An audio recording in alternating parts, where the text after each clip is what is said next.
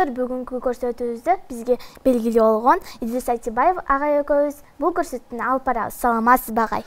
Саламатчылык. Саламатсыздарбы достор? Көп нерселерди билгим келет. Сиз көп тилде сүйлөткөнсүз. Ушунун баардыгын кантип үйрөнгөнсүз? Нурсизим, чоң рахмат сизге.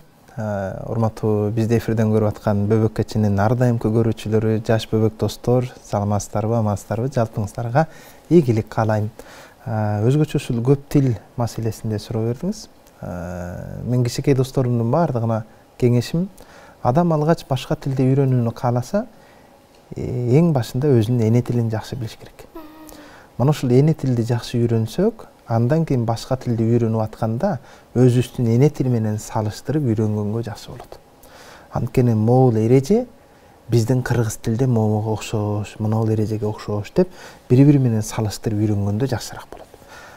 Ошол эле учурда башка тилде тили чыгып үйрөнгөндөр бар. Мисалы үчүн кыргыздын эле балдары орусча үйрөнүп, орусча тили чыгып, орусча үйрөнүп калат да, алар болсо кыргыз тилин үйрөнүш керек. Эми алар деле кыргыз тилин жакшы үйрөнүш үчүн анда орус тилин жакшы билиш керек. Анткени салыштырыш керек да. Андыктан башка тилди үйрөнүү үчүн адамдын өзүндө эң биринчи эне тил, негизги өзөк тил болуш керек. Салыштырып үйрөнгөнгө оңоюраак болот. Бул биринчи кеңешим. Экинчи кеңешим, кайсы тилди үйрөнүүнү кааласа да, адам биринчи ошол тилге болгон муктаждыкты өзүндө сезсин. Мисалы үчүн, мына тил керекпи, керек эмеспи? Же жөн эле өзүңдү кыйнай бербе. Мисалы үчүн, итальянча үйрөнүүнү каалайсың, бекер үйрөтөм, аксыз үйрөтөм. Жо, сага итальянча керек эмес. Анткени сен Италияга барбайсың, ошол эле учурда Кыргызстанда Италия тилине муктаждыгың жок сенин. Демек, кайсы тилди үйрөнсөңөр да, ошол тилге болгон муктаждык болсун биринчи орунда. Өзүңөрдө муктаждык сезсеңер, анан үйрөнөсүң. Болбосо үйрөнбөйсүң. Бул экинчи кеңешим.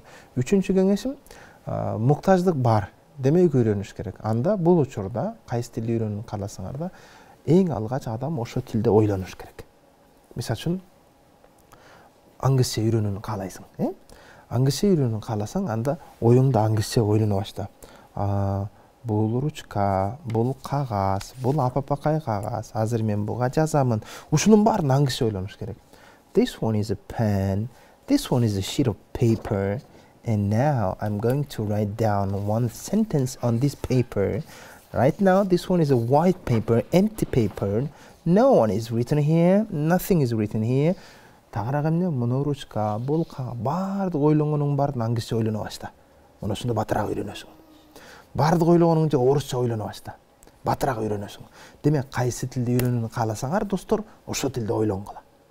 Азыр мен үйгө барам, төшөк салам, жатам, уктайм, турам. Мунун баарын орусча ойлон, мунун баарын англисче ойлон, ошондо ошону батыраак үйрөнөсүңөр. Болбосо үйрөнбөйсүңөр. Анан кийингиси өзүң менен өзүң ошол тилде сүйлөш. Өзүң менен өзүң сүйлөш. Мана ошондо уялбай, ал эми дагы бир кеңешим болсо, тартынбагыла. Мен кокус туура эмес сүйлөп койсом, бирөөлөр үстүмөн шылдыңдап күлүп ийсечи деп уялуунун кереги жок да. Жөн гой, күлсө да, туура эмес сүйлөп койдум. Макул, анда тууралап коем азыр деп, кайра тигинин күлкүсүнөн өзүңдүн кемчилигиңди үйрөнүп ал да, кайра кайталабайсың. Болду, үйрөнүп кете бересиң. Бизчи көбүнчө уялып кокусунан үстүмөн күлүп койсочу деп, натыйжада тигини сүйлөбөйсүң, аткарбайсың, натыйжада үйрөнүп алдыга да жылбайсың. Ушуну калып кетесиңер. Ошондуктан урматтуу бөбөктөр, достор, тил үйрөнүүнү кааласаңар, анда ошол тилде ойлонгула. Жөн эле ойлонуп калбай, керек болсо уктап атып түшүңөрдү ошол тилде көргүлө. No, I don't want to go there now. Stop please десең, апаң чочуп кетсин. Ой, тур, Нурсезим, эмне болду, ой? Депчи, ансарындай ошол тилде керек болсо уктап түш көргүлө. Бизчи уктап түш көрөт, түшүбүздө да чупа-чупс жейм, кукуруз жейм деп тополоңуп жүрөбүз да. Андай эмес, түшүбүздө да тил үйрөнөлү. Анан дагы бир кеңешим, азыр баардыгыбызда телефон, интернет бар. Мына ошо колуңардагы телефонду YouTube'га эле жазып, субтитр деген сөз бар. Английские мультики субтитрами деп туруп жазсаңар эле, же орус тили субтитри менен жазсаңар эле, мультфильмдер астында жазуусу менен чыгат. Ошондо жана мультикти көрөсүң, астында жазуусу, сүйлөгөн сөзү, сөз түшүнбөдүң да, заматта паузаны эзип, анан жанагы жазууну жазып алып, анан которуп, жаттап, ар бир жазын. Ошентип мультикти бир сыйра көрүп бүтөсүң, жазып. Экинчи сыйра жазганыңды жаттап алып көрөсүң. Ошондо сонун үйрөнөсүңөр. Ana ушундай. чоң рахмат. Биздин досторубузга да кантип сүйлөштү үйрөтүп койдуңуз. Агай, мага 5 улуттун саламдашуу адебин үйрөтүңүзчү. Макул. Негизи мен кыргыз тилинде, өзбек тилинде, түрк тилинде, орусча, англисче сүйлөйм. Казакчада түшүнөбүз. Анан негизи саламдашуу адеби булар бардыгы бири-бирине жакын мамлекеттер жана бири-бирине жакын улуттар болгондугу үчүн дээрлик саламдашуусу бирдей эле. Мисалы үчүн, эрте менен туруп эле кимдир бирөө менен жолуккан кезде доброе утро, как ваши дела, как вы спали деп эле үйдөгүлөр суроо бере берет. Как вы отдыхали деп ушундай эле суроо берет. Здравствуйте. Өзүңүн чоң кишиси здравствуйте. Эгер тең туш досуң болсо привет деп сүйлөйсүң. Эч качан өзүңдөн чоң кишиге барып, привет, как дела дебейсиң. Бул урматсый мааниде здравствуйте, как вы поживаете деп ушундай бир маанидеги суроолорду улуу муун катары суроо беребиз. Орус тилинде ушундай здравствуйте деп бул адеп менен берилген суроо. Здравствуйте, как ваши дела деп мына ушундай бир суроо менен орусча бергенде урматсый менен беребиз. Өзбекчеде дагы ассаламу алейкум, жакшымысыз, жакшы дам алдыңызбы деп бул урматсый менен сиз деп сүйлөгөнү бул эң сонун болот. Кыргызчада да дал ошондой эле саламатсызбы, жакшы дем алдыңызбы, ден соолугуңуз кандай? Бул да урматсый менен берилген салам. Ал эми түркчөдө хайырлы сабахлар, iyi misiniz, nasılsınız? Hayırlı sabahlar, sabah erте менен деген söz. Hayırlı sabahlar, kutman taң деген суроо. Hayırlı sabahlar, iyi misiniz? Nasılsınız? Nereden geliyorsunuz? Ne var ne yok? Bu kандай, эмне жаңылык деген суроолор. Мана ушундай айтат да. Англисче болсо good morning. How are you today? How was your night? How are you doing? Мана ушундай сыяктуу суроолор менен берилет. Кандайсыз? Кутман таң, кандай дем алдыңыз? Кандай жумуштарыңыз жакшыбы деген суроолор берилет. Ар бир тилде үйрөнүп атканда жакшы суроо бердиңиз. Бири-бирине салыштырып, жазып жаттап үйрөнүп барсак, анан жаттаган сөзүбүздү эле заматта колдоно билсек, ошол жакшы болот. Биз көбүнчө катабыз. Тил үйрөнгөндөрдүн катасы жаңы сөздөрдү жаттап алабыз. Жаттап эле бияка салып коебуз болду. Бирок аны сүйлөө речибизде колдонбойбуз да. Мисал үчүн айталы, могул эмне ручка болду. Күнүмдүк сөздү колдонобузбу, жокпу? Колдонбойт. Мисал үчүн светофор. Өзүңдүн күнүмдүк жашоо колдонуп аткан сөзүңдү колдоносуң. Айылдын бир жеринде баласын, сен светофорду билесиң, бирок күнүмдүк жашооңдо светофорду колдонбойсуң. Жөн эле жаттап коюп атабыз. Айылдагы баласың сен, айылдагы балага азыр айылдагы чөп, таш, кетмен, орок, балта, картошка, помидор, ушуларды эмне? Ушуларды үйрөн. Керектүү сөздү үйрөн, керектүү сөздү колдон. Мана шу сөздөрдү үйрөнгүлө деп сунуштайм. Мана ушундай, анда 5 тилде саламдашкан болдук. Жалпыңыздарга ийгилик. Агай, Кыргызстандачы өзү ар ким ар кандай саламдашат да, өзү биз кыргыздар кантип саламдашыбыз керек? Адеби кандай анын? Негизи саламдашуунун эң эле жакшы сөзү, бардык тилдеги жакшы сөздүн бири ассаламу алейкум. Эң жакшы сөз. Ассаламу алейкум. Же болбосо биздин өзүбүздүн эле бөбөктөрдүн бере турган саламдар болсо, саламатсызбы. Саламатсыз менен ассаламу алейкум өзөгүндө салам деген сөздөн чыгат. Салам деген сөздүн мааниси сизге тынчтык болсун деген маани. Сизге жакшылык болсун деген маанини берет. Демек, саламатсызбы? Сизде тынчтыкпы, сизде жакшылыкпы бары деген эле суроо. Ассаламу алейкум деген сөз, демек бул дуа иретинде. Сизге жакшылык болсун деп айтылган тилек болот. Ошондуктан эң жакшы саламдашуунун адеби бул ассаламу алейкум деп салам берүү. Ал эми бөбөктөр, мектеп жашындагылардын бардыгы саламатсызбы? Мектепке келген кезде, мектептеги мугалим, мектептеги жанагы повар болсун, ашпозчу болсун, кароолчу болсун, бардыгына, мектепке келген меймандар болсун, өзүңөн чоң класстар болсун, бардыгына саламатсызбы деп салам бересиң. Үйүңөргө келген кезде, ата-энеңе да саламатсызбы ата, апа кандайсыз, жакшы дем алдыңызбы? Же болбосо ассаламу алейкум. Өзгөчө урматтуу бөбөктөр, достор, үйүңөргө келген кезде биринчи ассаламу алейкум деп салам берип кирели. Бош үй болсо да, эч ким жок болсо да кирген кезде ассаламу алейкум деп салам берип кириш керек. Эгерде биз салам берип кирбесек, бизден мурда шайтандар салам берип коет, анан ал үйдө ызы-чуу уруш боло берет. Ошон үчүн биринчи салам бериш керек, дайым. Агай, мен деле мындайды укканмын. Сизден дагы угуп атам. Агай, мен азыр сизге мындай кагазчаны койдум, менде деле бар. Азыр экөөбүз ручка, эки ручка алып, мындай оң колдун, сол колдун бирден мындай боешубуз керек да. Тартабыз бир нерсе. мындай боёйбуз, мындай аркыл, мындай кылып экөөбүз бирок неме кылышыбыз керек. Окшош кылышыбыз керек ошон үчүн. Колдорду дагы окшош кылышыбыз керек. Макул анда. Нурсезим, өзүңүз көрсөтүңүз, мен сизди карап. Үмүттөрүбүз. Макул, бирдей деңиз. Кагаз сылып кетпейби? Жок. Ош жазбай кетпейби?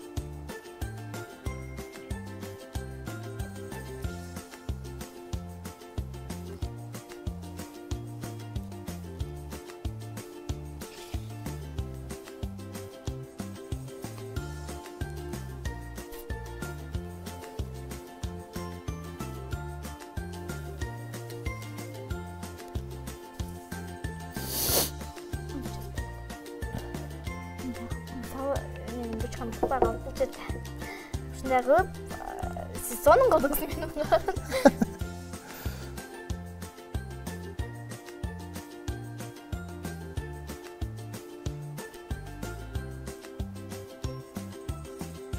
Мына сага мен биттим. Бүттүңүздү. Мына ортосунан бөлүп коеюн. Могул жак сол кол болду. Могул жак оң колун сол кол менен жасайын.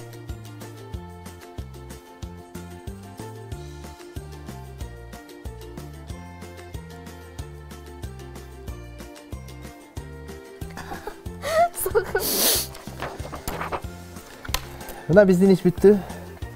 Могул тарапты сол кол менен тарттым, болгону жазууну оң кол менен жаздым. Бул жакты оң кол менен тарттым, болгону жазууну сол кол менен жаздым. Мен жаза албай калбайдымбы? Муну оң кол менен.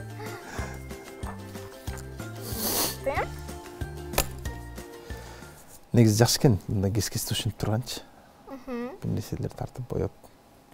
Агай, эми сизге логика суроо берейин, логикалык суроо берейин. Эгер мына биз азыр сол кол менен ручка менен тарттык, ошол колду көбүрөөк иштетсе, мээ жакшыраак иштейт экен да. Сиз буга ишенесизби, кандай дейсиз ушуга? Негизи кошулам.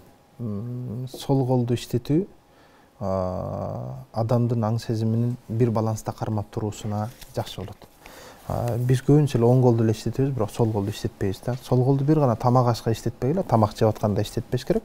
Калганында бардында сол колду да иштетип, тең бирдей алып кеткене жакшы болот. Мисалы үчүн, момундай кылып, көбүнчө мына момундай кылыпчы. Бул аракеттердин баардыгын кылыш адамдын нерв жанагы чарчабагандыгынын белгиси да болот. Эгерде нерв чарчап калган адамдардын жөн эле, мисалы көзүңүздү жумуңуз. Көздү жумуп, мына биринчи мени көрүп алыңыз. Мына көздү жумуп, мына эки сөймөйдү, мына мурдунун учуна түз алып келип мына. Кана? Көздү жумуп, тегиз, кол сөймөйдү, мурдунун учуна. Так? Андай эмес. Кандай аны? Момундай тегиз алып келип, момундай тегиз. Же момундай кылайын, келиңиз. Нурсезим азыр бизге оң кол, сол кол жок, андай эмес. Момундай кылабыз дагы. Бири-биринин учуна түз алып келиптир, мына көздү жумуп, момундай бири-биринин учуна тийби жокпу? Мына, көрдүңүзбү? Тийбей калды, момундай боякта, же биякта калып кетет. Кана, түз алып келип тийгиз керек. Кана. Тийбей калды. Демек, мына ушундай мени сергитүүчү, мени дем алдыруучу көнүгүүлөрдү жасап туруш керек. Могул дагы ошо көнүгүүнүн бири. Мени эс алдыра турган көнүгүүнүн бири, айрыкча сол колду иштетүү, менин оң полушариясынын жарым бөлүгүн жакшы иштетсе, оң колду иштетүү да менин сол полушариясын жакшы иштетет. Айтор экөөнү бирдей иштетүү, тең салмактуу, тең кармай билүү, мындай бир аракеттерди көп жасасак, мээ да жакшы иштейт. Канчалык мээ иштесе, качан мээ иштейт, качан гана бир нерсе үйрөнүүнү уланта берсек, мээ иштейт. Эгерде бир нерсе үйрөнүүнү токтотуп койсок, анда мээ да өзүнүн көлөмүн кичирейтип салат. Ошон үчүн дайым окуш керек. Мисалы үчүн 70ке чыккан аксакалдар бир нерсе үйрөнүүнү токтотуп койгон алар.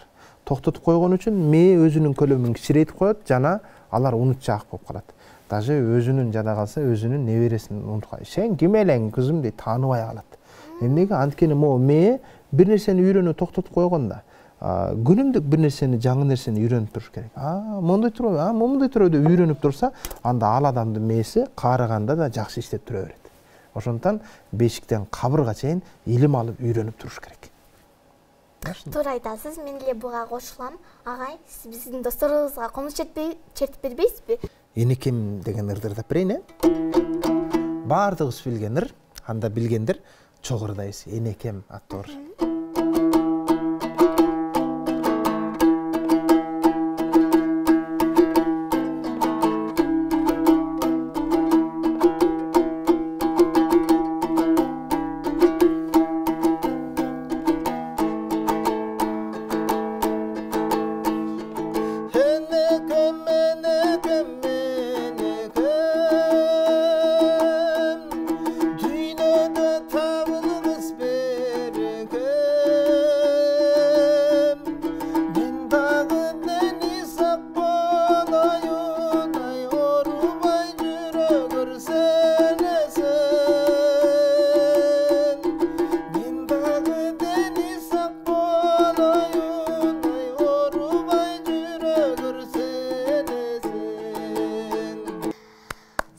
Ырдадыңыз, агай.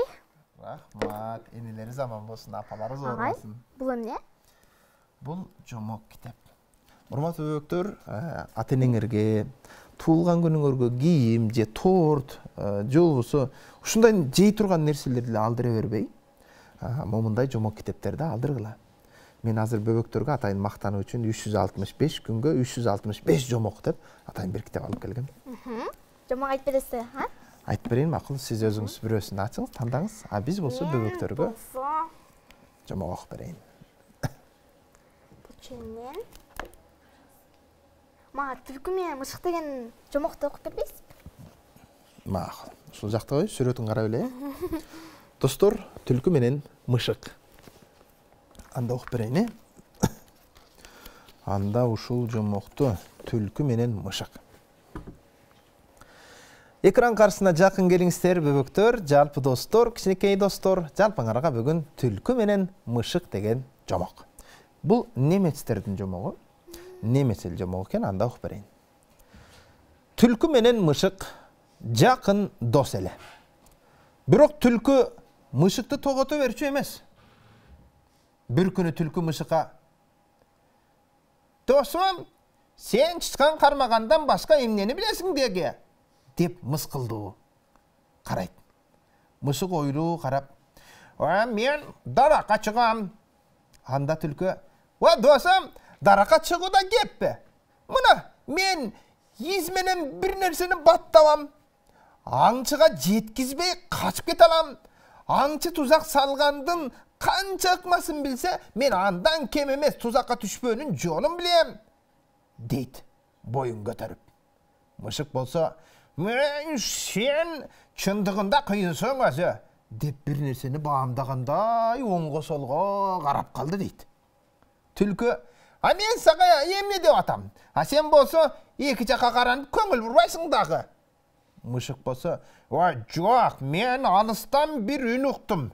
Атчан адам эки тайган келаткандай болуп атат", десе түлкү: "Койсоңчу, балким түш көрүп жатарсың." Түлкү өзүн жогору коюп, эч ким жок дегендей түр көрсөтөт. "Сен мени укпай жатасың, эмне мынча тарбиясызсың?" деп мышыкка асылып кирет дейт. Мышык: "Кечирип кой, чындап эле бирөөлөр келатат", дейт да бакка секирип жогоруга чыгып алат дейт. Аңгыча эки тайган алар тарапка чуркап келе жаткан болот. Жүрөгү түшкөн түлкү куйругун кыпчып алып качып жөнөт дейт. Анын артынан тайгандар түшөт. Мышык коопсуз жерге отуруп алып: "Досум, эми акылдуулугуңду көрсөтчү гана көрөйүн", деди дейт. Ушундай. Бул жомоктон ала турган сабак, урматтуу бөбөктөр, өзүн мактагандан өлгү чагач деген макал бар. Демек, өзүн мактаган адамды жакын жолобой, балким өзгөнү мактаган, өзгөнү мыктылыгын биле билген адам бололу. Өзүбүздү мактап отура берсек, анда өзүбүздүн жалкоолугубузду деле мактай беребиз. Жөн койсоң, мен бетке чейин, түшкө чейин көзүмдү ачпай, былк этпей уктай алам мен деп, ошондо эле мактана беребиз анда. Андай эмес, урматтуу бөбөктөр, достор. Өзүн мактагандан өлгү чагач деген макал ушул жомоктон алган жыйынтык тыянак болсун. туура айтасыз агай. Азыр биздин достор сиздин жомогуңузду угуп, тарбиядагы, жомоктогу угуп алышты деген ойдомун. Агай, биздин көрсөтүүбүз соңуна келип жетип калыптыр. Анда акыркы сөз сизден болсун. Урматтуу достор, бөбөктөр, жалпыңардан өзгөчө суранам. Үйдөбүз, эң биринчи орунда ата-энеңердин айтканын кылгыла, ата-энеңерди сүйүнткүлө. Ата-энеңер качан сүйүнөт айтайынбы? Эгерде силер эрте турсаңар, тамагыңарды жесеңер, бири-бириңер менен, бир тууганыңар менен, бөбөгүңөр менен урушпасаңар, үйдү таза кармасаңар, анан үйүңөргө келген мейманга салам беришти билгиле.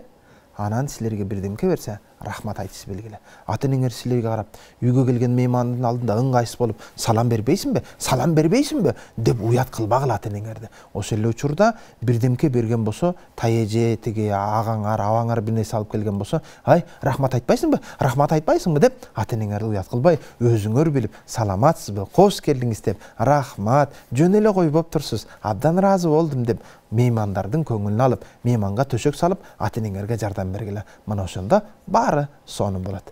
Жакшылыктарда көрүшкөнгө чейин аман туруңуздар. Сак саламатта калгыла менин кичинекей бөбөктөрүм.